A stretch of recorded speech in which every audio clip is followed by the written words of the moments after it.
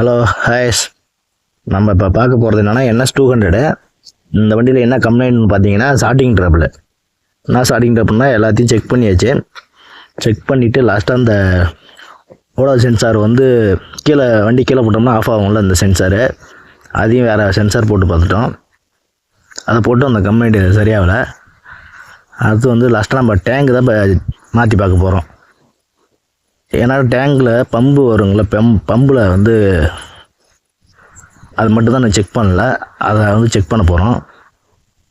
வேறு வண்டி டேங்கை எடுத்து இதில் NSல போட்டு டேங்கை செக் பண்ண போகிறோம்.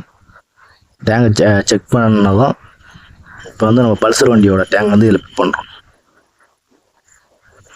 அது ஃபிட் பண்ணோடனே பார்த்தீங்கன்னா அதில் என்ன கம்ப்ளைண்ட் பார்த்தீங்கன்னா அந்த பம்பு தான் கம்ப்ளைண்ட். இது ஏன்னா பெட்ரோல் வந்து வெளியே தள்ளலை. சாவி போட்டால் மோட்டர் ஓடுது, ஆனால் பெட்ரோல் வந்து வெளியே தள்ளாமல் இருக்கிறதுனால அதான் கம்ப்ளைண்ட்டு.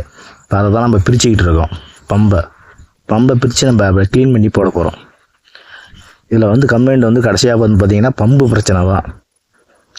நம்ம எப்பயுமே இந்த கம்ப்ளைண்ட் NSல வந்து கம்ப்ளைண்ட் வந்துச்சுன்னா அந்த பெட்ரோலோட இன்ஜெக்டர் வாசை பிடிங்கிட்டு பம்பு சாவி ஆன் பண்ணால் பெட்ரோல் பம்பில் வந்து வெளியே தள்ளுதான்னு செக் பண்ணணும்.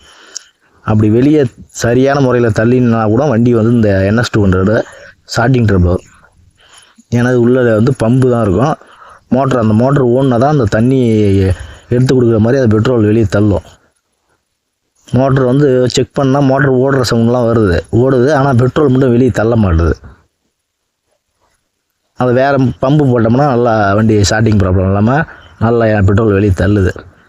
பம்பில் தான் கம்ப்ளைண்ட்டு. அதனால் மாற்ற தேவையில்ல, இதே பம்பை நல்லா க்ளீன் பண்ணி போட போகிறோம்.